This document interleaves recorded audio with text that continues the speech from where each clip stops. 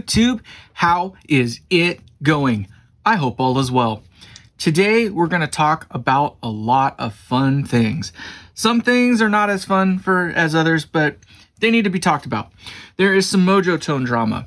There's some drama from your mama. I'm just kidding. And then we're going to talk a little bit about what I've been up to, why it takes me so long to create the content that you probably actually want to see, all kinds of little things. We're going to get down to kind of a bunch of different little things. First and foremost, though, as always, you should have a drink of your choice within arm's reach at all times. So let's take a sip to that. Let's move on. So over to the screen here, we'll see. We're talking today about Mr. Andy Letterman. A really cool cat, actually. I've been watching some of his videos lately, and he's an interesting character, don't get me wrong. But, you know, he's been on a tear lately. He's been producing quite a few videos the last few weeks. And some of those videos, unfortunately, are bashing on Mojotone. Enough so that Mojotone caught wind of him. This is also kind of a soft nudge for you to go check out his channel. He is the maker of Y-DNA amplification. I've seen some of his work. It is Class A work. I approve of what he's doing. We differ on a couple of design ideas or layout ideas and stuff like that, but as far as the work goes that he's doing, it's second to none as well. So as interesting of a character as he is, perhaps a little outspoken, he's definitely worth your time, I think. So go check him out. But Mojotone reached out to him because of some of his bashing, and some of that bashing is very, very, very well warranted.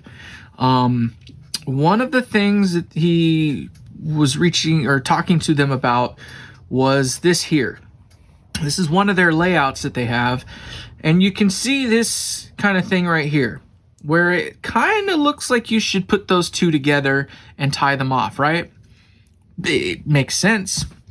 As a newbie or a beginning amp builder and somebody who just kind of still is painting by numbers and doesn't really know all the ins and the outs, that's something you would do without question, and it would get you into a lot of trouble.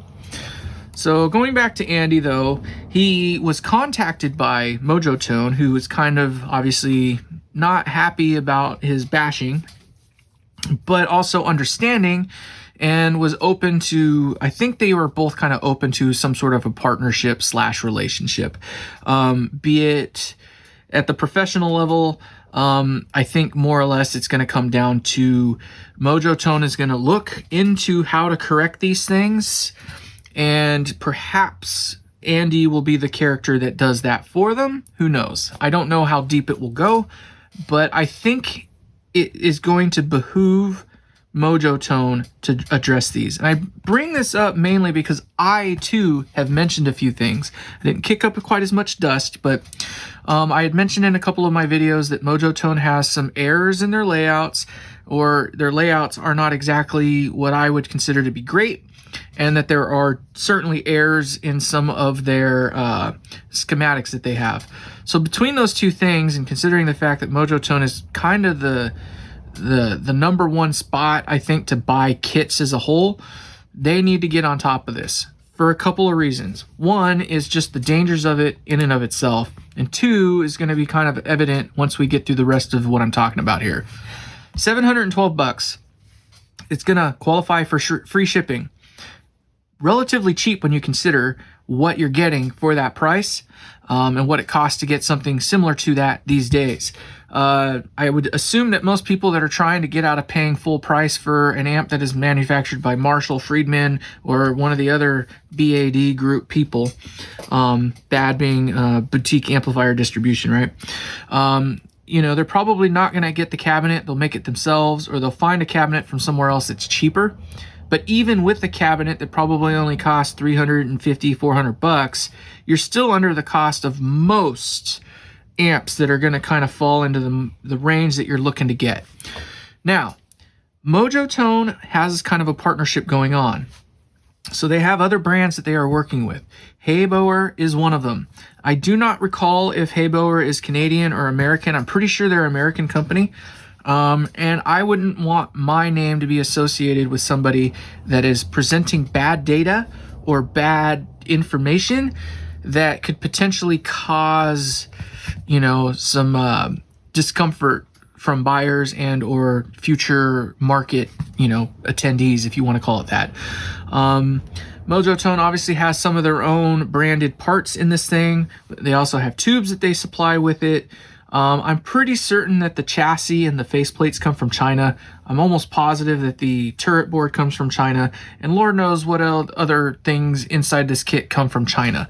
But they do have a couple of the name brand things that also are included.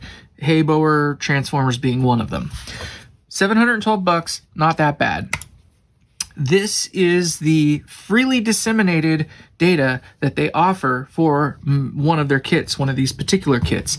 It has Mojotone's name all over it, and it even has been revised within the last year. And it still kind of has this one, at least that one, glaring mistake. There's a couple other things that are kind of like question marks, like why bother running this wire all the way over to here instead of just running it to here? If the name of the game is short and sweet, that added an extra inch, maybe more, to the length of the cable that you didn't need to have. Little things like that, that just kind of doesn't make sense. So those are the only two things I can see, obviously. But as a brand new person walking in off the street who's unvetted, there's no vetting that goes on to buy these kits. There's no release of responsibility or whatever you want to call it. There's nothing that separates me from buying this amp kit and, Timmy across the street, right? So he can order this, and if he doesn't know better, he's going to do exactly what he sees when he does the paint by number thing. And that's going to cause a problem. And it has caused a problem. There has at least been a couple of instances where the builder has wired it as seen and has fried a part or two or more. Andy was helping a gentleman who built the amp exactly as seen here. Didn't seem to have any problems. Went through the whole amp, checked everything twice, and it kept popping fuses. It worked for a few moments, and just everything just kind of started going up in smoke, and it just digressed from there to the point where it stopped working altogether. Turns out, after Andy was able to work with this gentleman and kind of walk through everything, this is where they found out the problem was.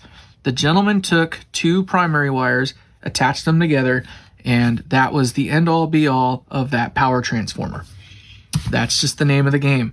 Some of the vendors out there that sell transformers do have instructions on their thing that says specifically, do not touch these two wires together, or you will end up with sparky, sparky, boom, boom. And as we know, sparky, sparky, boom, boom is no good. We do not want to do that. So, very important that this at least gets addressed in some way or some fashion. And here's why. We're going to digress just a little bit. It has taken Marshall until now to realize that they should have done a modified version of their own amps. Now, why they didn't do this 15, 20 plus years ago is beyond me. I think had they done that, created modified versions of their own amps, beating everyone else to the punch, they wouldn't be in the situation that they're currently in. Most people that want a 1959 are going to probably also want to have it modified in some way or another to get it closer to a JCM 2, or a JCM 800 or something else. They want something else going on, right? How many different careers were built off of Marshall and providing a modified Marshall to the rest of the world before they did? You've got Soldano. You've got Bruce Signator. You've got Friedman, whose entire lineup, I want to say his entire amp lineup is entirely made up of modified Marshall designs. And countless others. There's many companies that have made a living off of just modifying Marshalls and selling it to the general public. Why didn't Marshall do it until now? I could not begin to tell you. Especially, it's unfortunate because they are getting sold or have sold now to a Chinese company. We don't really know what the future holds for them. Whether they're going to go to China for production or stay in the UK is a huge question mark right now. But good on Marshall for finally getting with that. But it might be a day late and dollar short. And the price that they're selling these things for, $3,700, it's not horrible. It's a little on the pricey side, but you know, whatever. Knowing what I do know about amp building and this, that, and the other, this is probably realistically, this amp as it is, as it comes out of the factory, probably realistically only costs $1,000, maybe $1,500 tops. That's what it actually costs to get out the door, right? By the time you have any kind of wholesalers and margin for the end seller kind of built into that, maybe there's a $600, $700, $800 margin in there for that. That means that Marshall made a little over $1,000, maybe $1,000 off of it, right? Which is good. They deserve that. They should. But I would probably will a bet that this amp costs between $1,000 and $1,500 to actually produce. So you're right about the cost of this guy right here. All in. Like by the time you actually get a cabinet and do all the little things that you want to do that makes it this, that's about what you'll have spent. So you're not really saving a whole lot of money to do this, but why would you give it to someone else when you can do it yourself, right? Now, not to be outdone though, while Marshall is a little bit pricier than they ever have been before, it's nothing when you compare it to Two Rock. Two Rock has always been a little bit more expensive than everyone else. You know, if somebody's going to be $3,000 on average, Two Rock is going to be $4,000, maybe $5,000 on average. Right now, I want to say that Two Rock's average going price for their amps is probably close to $4,500. They've even got just speaker cabs, a 1x15 speaker cab that's selling for $1,000. $950 is close enough to $1,000 to me, but you know. 5.6, 5.3, 5.3, 4,000. I'm shocked, right? They got a couple that are in here. This one's a used one. That doesn't count. I saw one on another page that was closer to 6,200 or something like that. But as you can see, everything's either 4,000 or 5,000 for their new stuff. That pales in comparison to these guys. Valhalla Amplification. Let's check out some of their products. And we're going to see why I'm not exactly happy with this company at the moment. 12,500 pounds or euros. I don't know what that is. You correct me. I don't know. All I know is here in the Americas, that would cost at least 15 grand to get to my door. At least 15 grand to get to my door. That is insane. Holy cow. This is a 20 watt amp, by the way. It's cathode biased. I'm not sure how they got 20 watts out of a cathode biased amp. I don't think it tells me.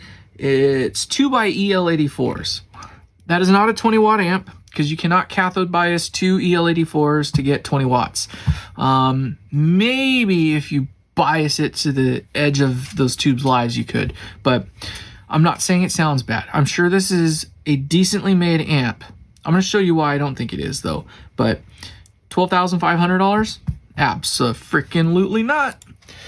All right, moving back a little bit. Let's go to their Thor here. I think this is one of their egregious ones. Yes, 15,750 pounds, excluding tax, by the way. Lord knows what shipping is to the Americas, if you can even get it here. But in the Americas, this would be like an $18,000 or $19,000 unit, if not closer to 20 grand by the time tax and shipping is factored in. This one, I believe, is a, does it say? Specifications. It's 50 watts. That's a $15,750 50 watt amp. It is not a channel switcher. It is a single input. That is a single input you see there. Now, why do I feel that this is egregious? You probably saw it maybe on this shot right here. I can tell you right now that if I had a solder glob, no, I don't. You will never, ever see a solder glob like that come out of my shop in a million freaking years. Never, ever, ever. Oh my gosh, that angers me. Vishay, there's nothing wrong with Vishay capacitors. They're not the most expensive option out there. They're not the best option out there. They're good, but they're not the best. They're certainly not $15,000 good. These resistors here, there's nothing particularly special about them. They are average resistors. Looks like they're using 1 watts at least, but none of the leads have been straightened. And you can just see the egregious, I would not in a million freaking years will you ever see an amp leave my shop looking like that. And let's scroll down a little bit more because there's more atrociousness. You can even see from here that the soldering job is not that great. You can see here that none of the leads have been straightened. This guy's bent down. Everything's just kind of laid in there, but nothing's been super straightened. They got, flying leads coming off of these things. Not cool, bro. Not cool. It doesn't look like they're using solid core. Maybe they are. I can't tell for sure. But there's nothing particularly special about the wire. It's still PVC jacketed. They say it's mil-spec wiring. Maybe it is, maybe it isn't. But I can tell you right now, there is nothing in this amp that makes it look like a $15,000 amp from what I am seeing here. They've even got 2 resistors paralleled with each other and just twisted together like this. Why not just find the right value or the value that's close to it and put them together? Or just put the 1 in there at the right value, or just put the 2 resistors side by side so you're not seeing this kind of crap. That's just bleh. Never in a million years will I ever have anything come out of my shop that looks like this. So that is a me thing. This is kind of bull crap. And truth be told, I had already made this video that you're watching right now the other day. And I like to usually sit on the videos for a day or two before I release them, just to kind of make sure that I'm happy with what I'm saying. And I was pretty confident and comfortable with what I was saying the other day.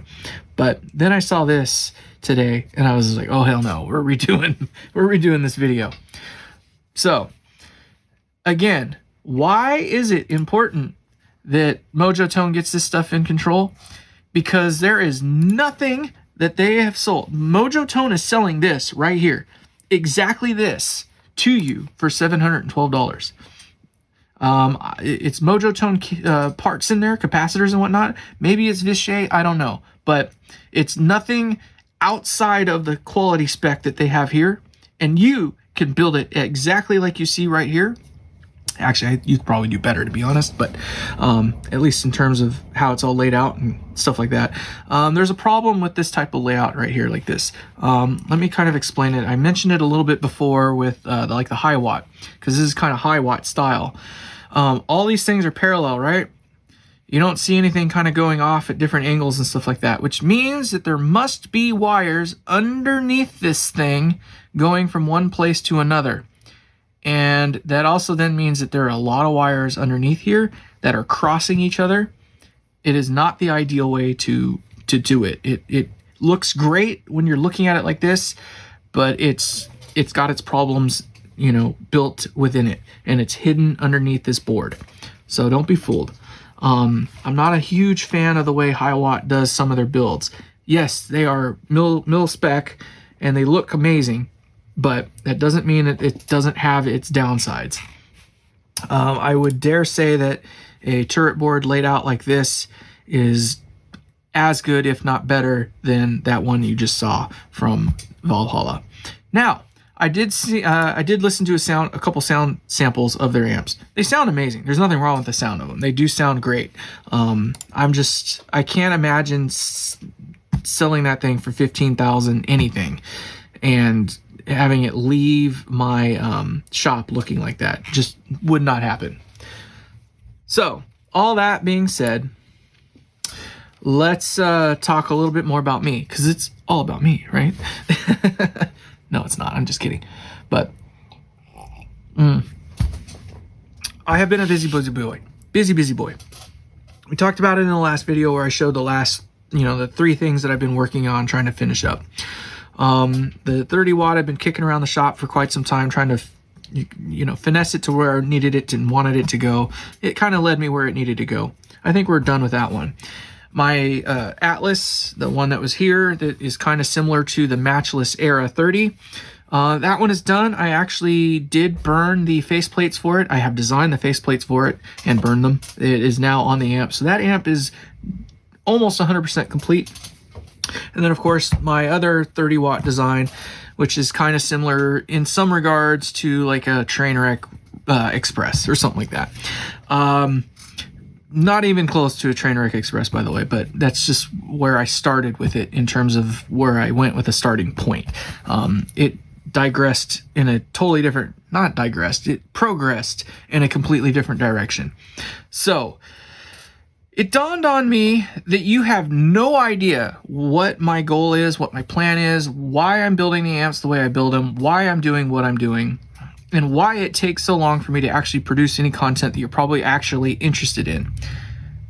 You are watching a company grow from the ground up. You are watching the come up from the ground up, okay? I am happy to share, things with you. I don't feel that anything I'm doing is so bespoke or so special that I need to hide it. There is a little bit of IP perhaps that I want to hide or, not divulge freely, but it's just because I'd like to get my stuff off the ground first before someone else maybe does. It doesn't really matter. I'm not doing anything that's original or super duper unique. It's just a little bit different. The core of my company, as I want to build it anyway, is quality. I want to have the best built product you can possibly get. I want it to last a lifetime, and even if it doesn't, the next guy that gets a hold of it that has to fix it will thank me and thank you for bringing them such an amazing amp and one that's easy to work on and do what needs to get done. Also, it does have to look good, and it also does have to sound good. Duh, right? So I'm happy to teach. Obviously, the idea is to just kind of let you see how this progresses and show you things to help you do you the way you'd like to do it. So you've watched me build my 18 watt amp. You've watched me build the Champers. You watched me build my little 5 watter for that fundraiser. And I think there was one other that you got to watch me kind of do a little bit of work on. Mostly the 18 watt stuff, but the 18 watt's still my flagship. That's kind of the one that started it all. But these other amps are really cool in and of themselves. But why did I design them the way that I did? Because there's kind of a theme that is similar to all of them. Maybe you noticed, maybe you didn't. The theme is that most all of them are a single gain stage going straight to the power amp section of the amp. The idea behind that is that the amp itself, or as a whole, is meant to just amplify you. Clean pedal platform, or pedal friendly if you want to call it that, amps that just are true to you. They're not meant to really get in the way that much. Now, while they do clean, they also have distortion. The distortion that you get from almost all of my amps is 100% output section distortion. That is to say that the phase inverter and the power tubes are the only thing that distort in the amp. There is no preamp distortion. With the exception of maybe 2 of my designs, one based off of a Champ and my latest one, the one with the EL34s. But the second stage doesn't actually start to break up until very, very late in the game. By the time it starts to break up, the phase inverter is already breaking up. So very, very much output section distortion, not preamp distortion, which takes us to where my next phase is in the whole process of things. So not only do I have that series of amps completed, I'm done with my clean pedal platform amps at this point. I have a range of volume or wattages, and I have a range of options. All the different glass types are involved, or all at least the most popular ones. Next is creating a preamp to go into the front of those, and that's where this guy comes in. This is a power supply for a preamp that I'm going to build. The preamp is going to use real tubes, and it is going to have high voltage. This will provide 250 volts or more to the tubes that I use in the preamp. My idea and concept behind that is that I don't like effects loops. Effects loops are a problem. Whether you notice it or not is up for debate. There are good effects loops out there, but you can't really control how they react with what's in between them, what's between the output and the return, or send and the return of that effects loop. There's no way to really control what's going on. And you don't know where the break in the preamp section of that amplifier and that effects loop is, because you're putting something in between it, right? So my idea is, I'm trying to get a lot out in a little bit of time, but my idea of how an amp should work is that the sound that you want goes into the front of it. You amplify what you want to hear. Well, with an effects loop, you're doing all kinds of work within it, and then you're sending it to the amplifier to amplify it. But you don't know what has affected what, or which portion has affected the other. So an effects loop is a sensitive thing. It's going to have at least 20 feet of cable in there, between the send and the return. It's got to have a send that goes out to the effects and a return back. So it's got at least 20 foot possibly of cable in between it. We don't know how many buffers you have in that effects loop. We don't know what kind of pedals you're using in that effects loop. So how does the effects loop know what to do with that and maintain the sound quality? It cannot. It will not. So you don't know if it's the preamp that's causing things to get noisy or sound a little off or weird or whatever. And you don't know if it's the effects loop that's possibly causing the degradation in the sound quality of your amp. It's easy enough to just take a cable, plug it out the send, and then back into the input and say that the effects loop sounds great, right? You can prove that. It's quantifiable. But once you start adding everything else in there, you don't know what you've actually broken. And there's no correction for it after that point.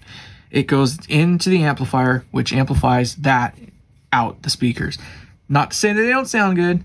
They can sound great. But I feel that having all the stuff going on the front end of the amp takes that part of the equation out of it. So when you plug into the front end of the amp with whatever you're plugged in with, it sounds good or it doesn't. So you correct it at the front end of the amp. And then it sounds good. And you're like, yay, it sounds great. Same with having a preamp. So the objective is you get all your distortion, all the cool stuff that you want to get from whatever design you're using. In my case, I'll just have an option for you to choose from. And then you run it through your effects, so your delays, your reverbs, whatever. And then it goes into the front of the amp, and the amp just does its job, which is to amplify that. If you need a little bit of power amp distortion or power amp grit, whatever you want it to be, you can do that. You can dial that in there.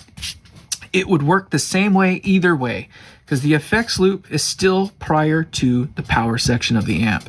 So as you churn things up, the output section is still going to distort. So it would be no different in any way doing it the way that I'm talking of doing it. And I think it is the best way to do it. So there's that. Then, after I have created a couple different preamp designs that will integrate with my amps, kind of going with like the Bob Zika kind of mantra. He sells amps that just do clean. They're clean, and then you turn them up until they distort, and then you use his gain master to get the fuzz type distortion that he is famous for. Same here. And then we get into the true full all-in-one amp designs that I'm looking to do, which will be kind of similar to this Valhalla stuff here, where it's either single or dual channel, but all the distortion, all the things that you actually want is just built into it. I don't know yet if I'm going to do effects loops. Again, as you know, I'm not a fan of them, but I know that is eventually something I'm going to have to offer. I'm probably only going to do a couple offerings in that range, perhaps 3. One with a low wattage option, a middle ground one, and then of course you got to have 100 watt, if you're going to do high gain amplifiers. So that is the plan once we get to that point. On top of all of those plans, I still have to design a website. I still have to design faceplates. I still have to design cabinets, and I still have to design all that stuff. So yes, I am literally doing all the work. I am not a trust fund baby. I do not have investors behind me. I do not have unlimited amounts of cash to do this with. So I have to do this as I can. You are watching a company grow from the ground up. And with that, I want to thank you for all of your support. If you like what I'm doing, please subscribe. Give me a like. Just thank you. I'm at 1,700 and something subscribers right now. Unbelievable. Never thought I'd ever get that far. And perhaps one day I will be full-fledged and you're going to be able to check my stuff out in a more personal level. So again, just thank you. We'll see you on the next one. Take care. Goodbye.